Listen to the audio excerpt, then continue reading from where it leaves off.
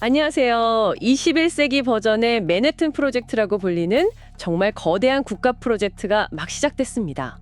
20세기에 원자를 쪼개서 세상을 바꿨다면 이번엔 데이터를 통합하고 인공지능의 힘을 빌려서 미래를 설계하겠다는 건데요. 바로 제네시스 미션입니다. 네, 맞습니다.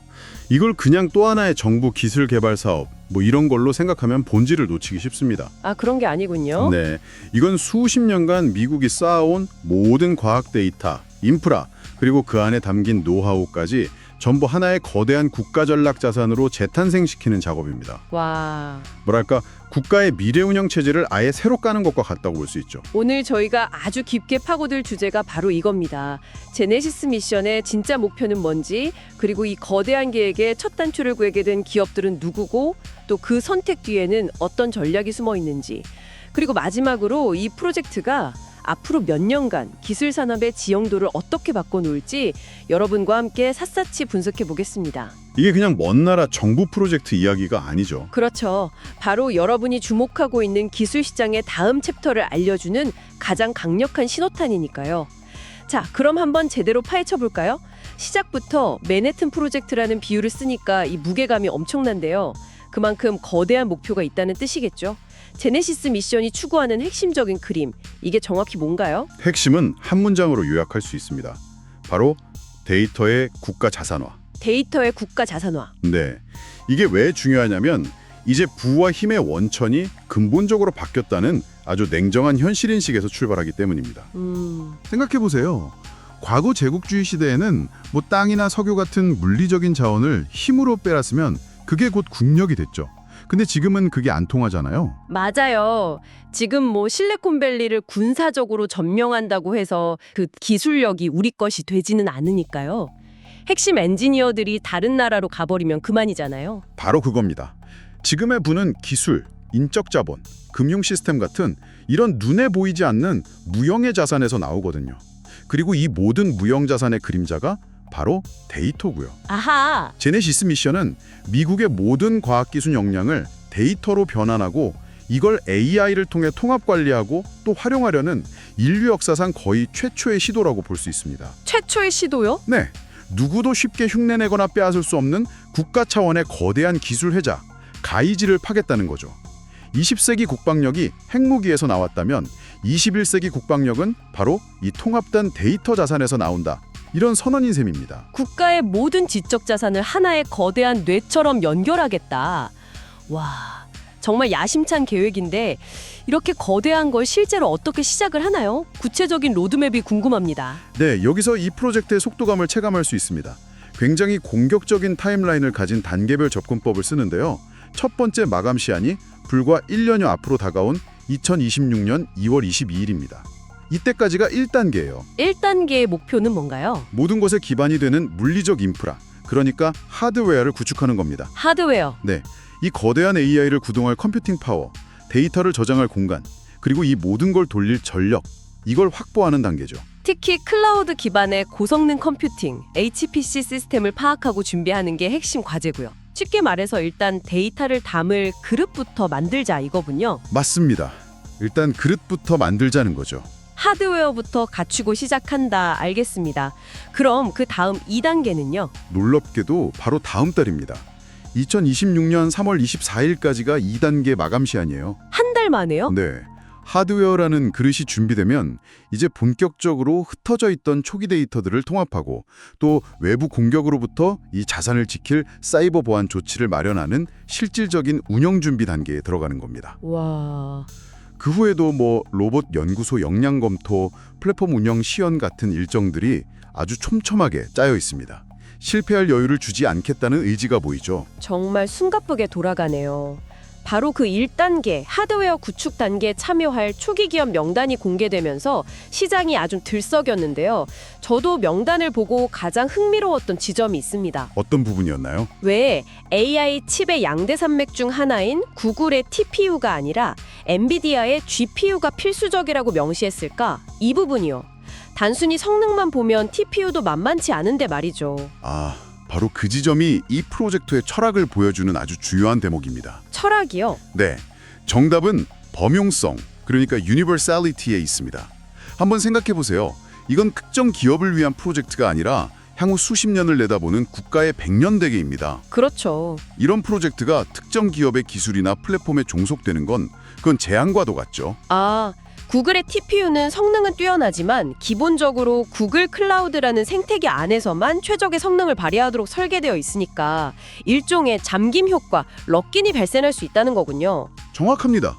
하지만 엔비디아의 GPU는 어떻습니까? 어디서든 돌아가죠. 네, 이번에 인프라 공급자로 선정된 아마존의 AWS를 포함해서 마이크로소프트 애저, 구글 클라우드, 사실상 모든 클라우드 플랫폼에서 구동이 가능하잖아요. 이건 단순히 기술 선택의 문제가 아닙니다. 국가 인프라는 특정 기업의 입김에서 자유로워야 하고 언제 어디서든 작동해야 한다는 대원칙을 보여주는 겁니다. 와, 이건 정말 중요한 통찰이네요.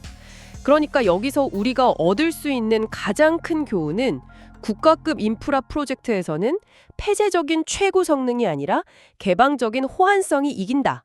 이거군요. 바로 그거죠. 앞으로 다른 나라에서 비슷한 프로젝트가 나올 때도 이 원칙은 똑같이 적용될 가능성이 높겠네요. 네, 이건 기술 시장을 보는 분들이라면 꼭 기억해둬야 할 21세기의 국가 프로젝트의 새로운 문법입니다. 범용성이 특수성을 이기는 순간이죠. 좋습니다. 하드웨어 이야기는 그렇게 정리가 되네요. 그런데 이런 대규모 정부 데이터 통합 프로젝트라고 하면 사실 많은 분들이 머릿속에 딱 떠올리는 이름이 하나 있을 겁니다. 있죠. 바로 팔란티어죠. 그런데 이번 초기 협력 기업 명단에 팔란티어의 이름이 없어서 다들 의아해했어요. 저도 그랬고요. 이건 어떻게 봐야 할까요? 아주 중요한 질문입니다.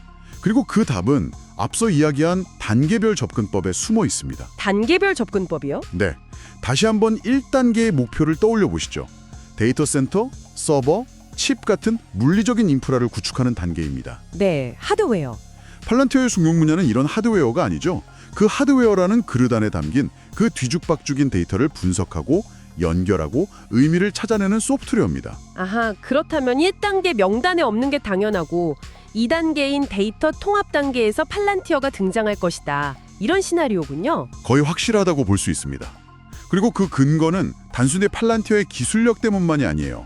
더 있나요? 더 깊은 연결고리가 있습니다.